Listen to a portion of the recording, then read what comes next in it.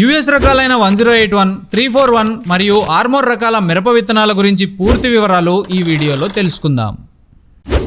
ఈ రకమైన విత్తనాలను నాటుకునేటప్పుడు నీళ్లు అందుబాటులో ఉంటే ఎలాంటి నేలలలోనైనా మంచి దిగుబడి సాధించవచ్చు.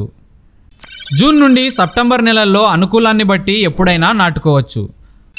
ముఖ్యంగా జూన్ నెల నాటుకుంటే మంచి దిగుబడి సాధించవచ్చు. 1 ఎకరాకు 100 గ్రాముల నుండి 120 గ్రాముల విత్తనాలను వాడుకుంటారు. అంటే 10 నుండి 12 ప్యాకెట్ల విత్తనాలను వాడుకుంటారు. కాయ సైజు 10 నుండి 12 సెంటీమీటర్ల వరకు ఉంటుంది. కారం ఎక్కువగా ఉన్న కాయ. 1 ఎకరాకు దిగుబడి 30 నుండి 35 క్వింటాళ్లు సాధించవచ్చు. వాతావరణం అనుకూలించక కీటకాలు మరియు రోగాల దాడి పెరిగితే 15 నుండి 20 క్వింటాళ్ల దిగుబడి సాధించవచ్చు. 1081 మిరప రకం పచ్చికాయ మరియు ఎండుకాయలకు వాడుతారు. 1081 రకం వర్షాకాలంలో వచ్చే తెగుళ్లకు కొంతవరకు తట్టుకోగల బలమున్న మిరప విత్తనం. 1081 రకం మొక్క ఎక్కువగా పెరగదు. గుబురు రకం అంటే మర్రి చెట్టులాగా పక్క కొమ్మలు ఎక్కువగా వస్తాయి.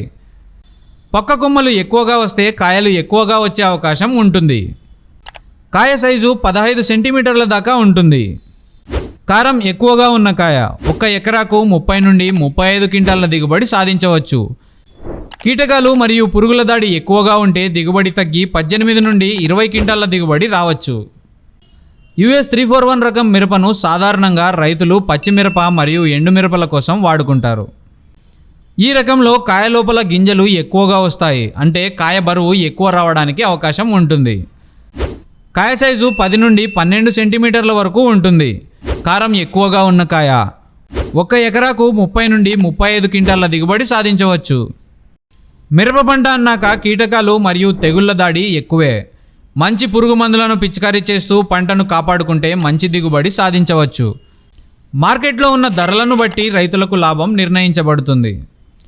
కారం ఎక్కువగా ఉండడంతో ఈ రకం మిరపలను ఎక్కువగా వంటలలో మరియు కారం పొడి తయారీలో వాడుకుంటారు. ఇలాంటి మరిన్ని ఆసక్తికర వ్యవసాయ విషయాలు తెలుసుకోవడానికి మా యూట్యూబ్ ఛానల్ను సబ్స్క్రైబ్ చేయండి.